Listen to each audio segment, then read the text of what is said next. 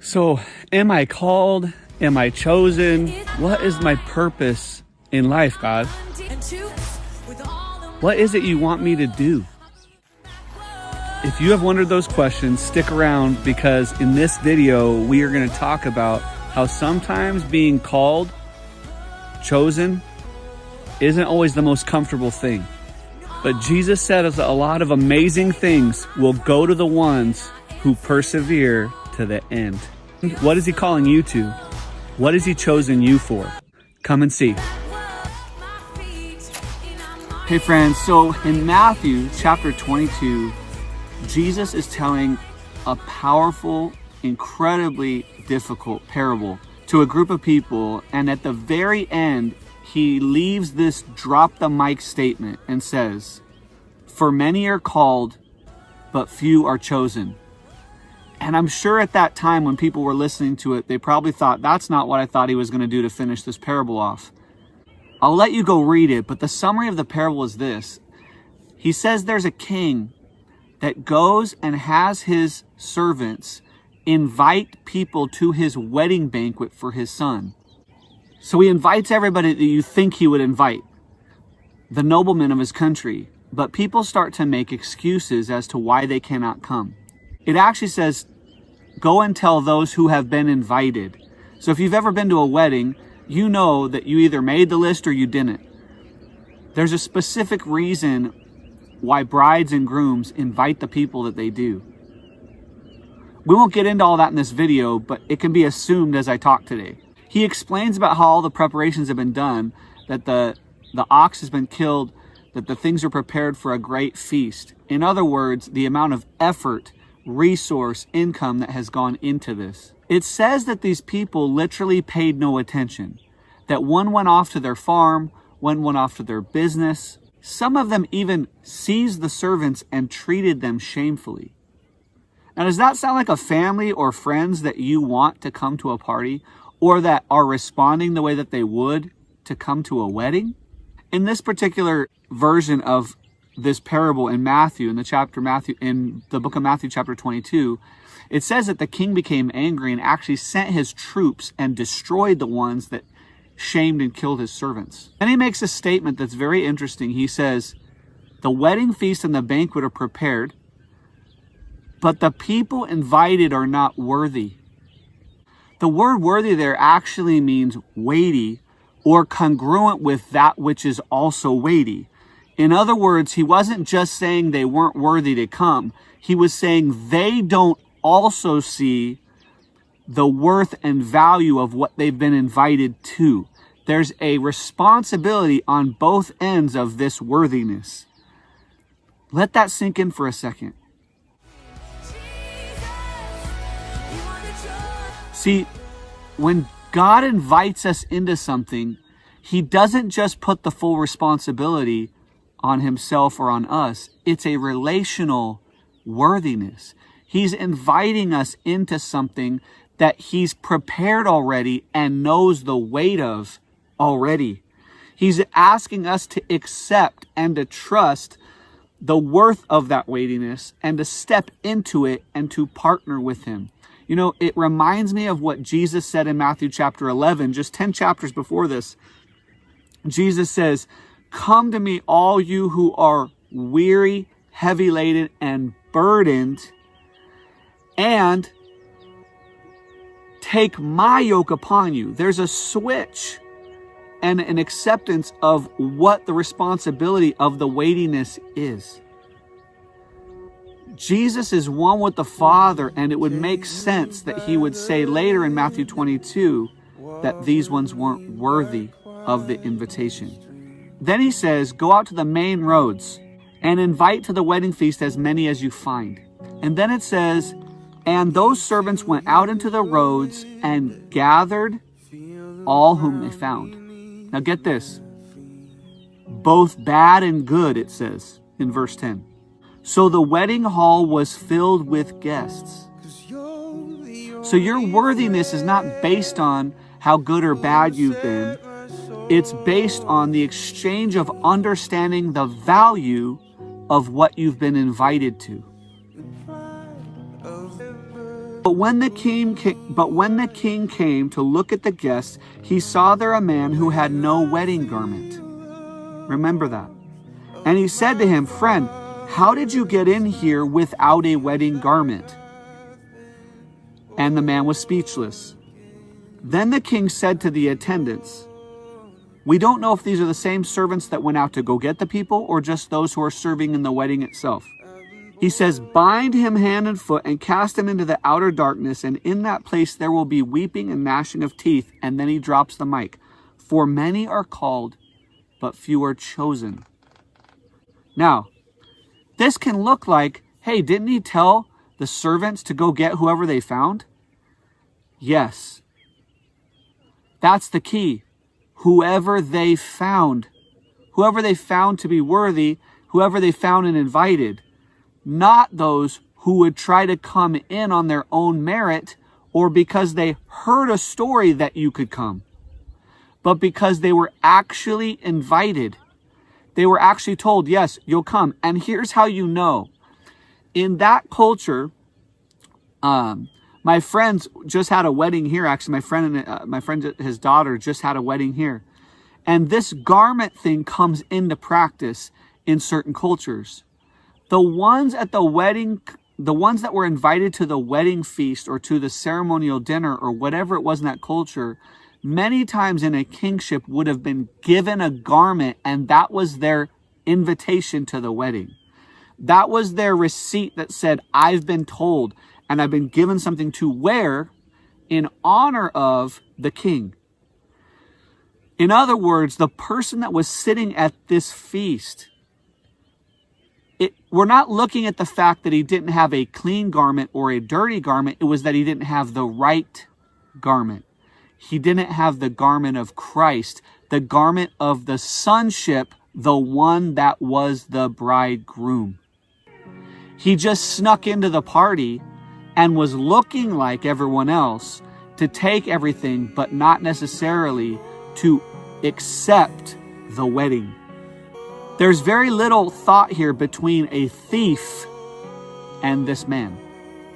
In other words, that's why they bound him and sent him out, because he was taking that which wasn't his. He was perpetrating and trespassing in a place he wasn't supposed to be. He was masquerading as someone that was connected to the Son. Okay, Ian, what does this have to do with my purpose and my calling and being chosen? Well, in the last video that I did right here, I talk about the restless feeling that can happen oftentimes before God chooses you to step into the calling that he's been giving you. Because being chosen by God oftentimes is an exchange of him and us. In other words, how we value the call on our life. The people that were going to their businesses and their farms, and in other versions of the gospel, it says off to see their parents or whatever. They knew that they were the people that were actually going to be invited to the wedding. They just didn't hold it in high esteem. They didn't value it. They didn't see the weightiness of the invitation, and so they blew it off. They had a choice to be chosen as well as being chosen. In other words, when the invitation came, they had the authority and the ability to stop what they were doing and to follow into the king's courts, into the service of the king, to live and eat at the banqueting table. Many of us are given that same choice, but we only see the part where we're called, and then we either delay because of other people's pull in our life or other circumstances. We choose not to go. We choose not to follow. Maybe because it's a lonely road, which it is. It can be very lonely to walk the road of chosen versus just called into something. Maybe because of the delay between the calling and the choosing, sometimes can be, for my family, 15 years before that time. That the no in your life, that the no you have to make to step into the yes can be so big that oftentimes it impedes us and we end up not making it. Let me give you a simple example of the disciples. The disciples, two sets of brothers, were on the lake fishing, one with their dad and one as brothers, when Jesus said, hey, come follow me. Now, Jesus called to them on the lake. At that point, they had a choice to say, okay, we'll be there in 5 minutes, or hey, we'll come tomorrow. Let me finish this casting of this net. Let me finish. And both sets decided to stop, it says, immediately what they were doing.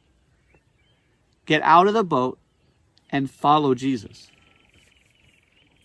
That following continued for 3 years. No vocation, going from town to town, oftentimes without a place to lay their head, many times questioning what they had chosen to do. But Jesus took the 12 that said yes at different time frames after he called them and gave them the choice to follow. In other words, many are called, but few are chosen. Few will choose as well. That word chosen there is an exchange and the same word as called in a different context. The word called that Jesus used there is used about 13 times in the New Testament, and the word chosen is used about 23 times. One is kletos and one is ekletos. They both go together.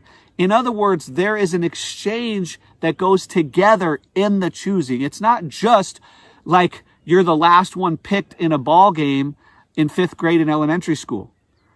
There's a part of that, but there's also a part that when you've been chosen, you recognize your value and that you're worthy enough to follow. Sometimes it can be so lonely to say yes in our purpose. We cannot feel worthy at the time that Jesus says, get out of the boat right now and follow, that we choose not to. We can look at our circumstances and go, man, my farm right now is full. I've got to go harvest it before I follow. Or in my case, my music ministry is taking off and I'm like at the height of creating albums and getting influence. And the Lord says, go. I've chosen you.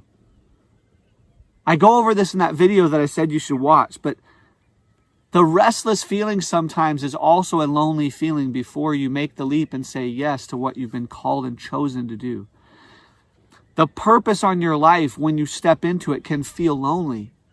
It can be a lonely place. I'm sitting on top of a mountain in front of farms and fields, as you can see out here, in the middle of Africa. This is not where I would have chosen to be. And it's lonely at times. I was just praying as I was walking up here. Man, God, do you want me to keep praying on Fridays? I've been praying for 7.5 years on Friday mornings for the Yao people out here. And as of lately, the Lord's been a little quiet. And I'm like, are you quiet because the Yao are praying now? Because they're hearing you and there's less to tell me to pray for? Or what is it? But I'm still at peace asking. If that peace goes away, then I know that he might be shifting something and choosing me to go somewhere else. But for now, I have to stay in the choosing. I have to stay in that call. Can I just be real with you? Many of us aren't chosen because we choose not to be. We say no to the point of him choosing us. We don't go and listen to the call and say, okay, where's my garment? Where's my clothing for the wedding feast? We just think, there's no value to this thing. I'll just walk in when I want, walk out when I want, take what I want, eat what I want when I want. Oh, I like this Jesus guy for 5 minutes. But then when it gets hard over here, or when this money bag is presented to me, or when this stage is presented to me, or this woman or this thing or whatever, I'll take and eat of that. And then when things get hard, I'll be like, thank you, Lord. But all the while he's saying, no, leave your father in the boat and come receive 100-fold what you left. We can even say with Jesus walked through this too. Yeah, Jesus was lonely. It says he was a man of sorrows. Jesus, oftentimes in the scriptures, was noted that he went away to quiet places with and without his disciples to meet with the Father and to be with him. Oftentimes we'll see the writings of the church, Jesus, Paul, the apostles, Timothy, and we'll think, we're supposed to do this thing in community. And that's true. That's why he made us the church, his church. But the church was also a place where we were supposed to build up and gather to give worship to Christ and encourage those who were feeling lonely as they were walking in what we were chosen in, because the world around us wasn't walking in their garment. They were distracted by their farms and their businesses and their fields. And so the church was a place to remind us of being chosen.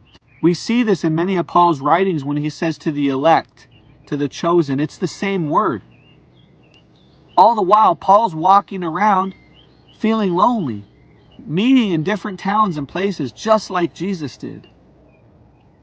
You know, Jesus started healing people early on in his ministry, and one morning he's up with the Father by himself, and the disciples are looking for him, and they find him finally, and he's off praying with the Father. Say, hey, come back to the house. There's all kinds of people waiting for you to heal them. There's all kinds of community for you to do this with, right?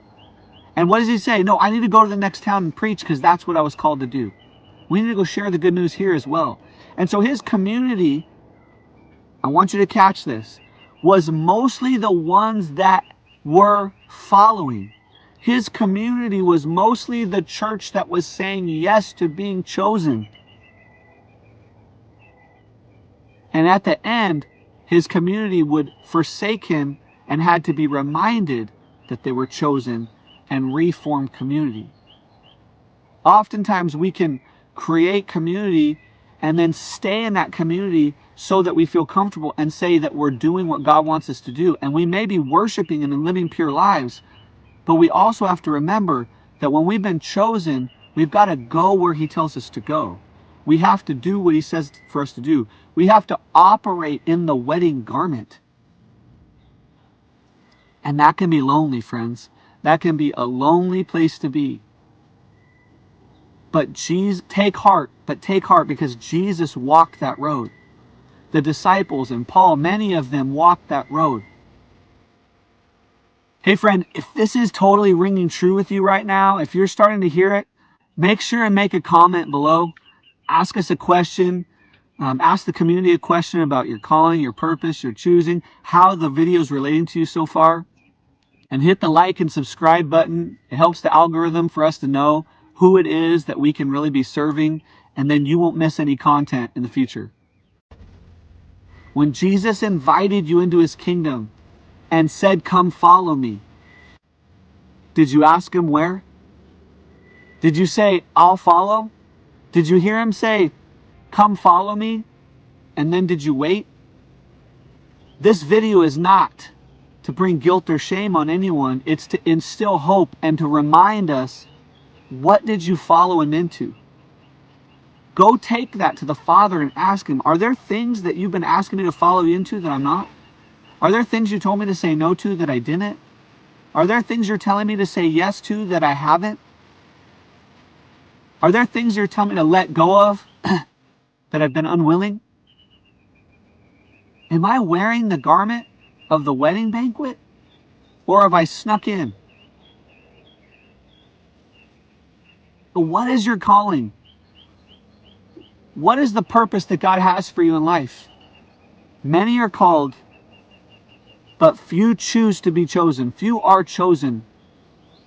Friends, has he been choosing you for something and you just haven't heard it? Has he been choosing you for something and you've been a little bit nervous to say yes to go into it and you know it? Let me say to you, be of good courage. Be courageous. Take another listen. Lean in and ask the Father, what are you choosing me to do right now? Is that the restless feeling I have? I'm willing to follow. Be honest with him. I'm afraid to follow. What do I do? My dad's still in the boat. What do I do? Ask him and then go. He will not leave you or forsake you. If this really encouraged you today, which I hope it did, there's all kinds of ways that you can work with us or engage with us as a community. The links are in the description below. Enjoy and be empowered by the next video as well. Until the next one, walk in faith and go in courage.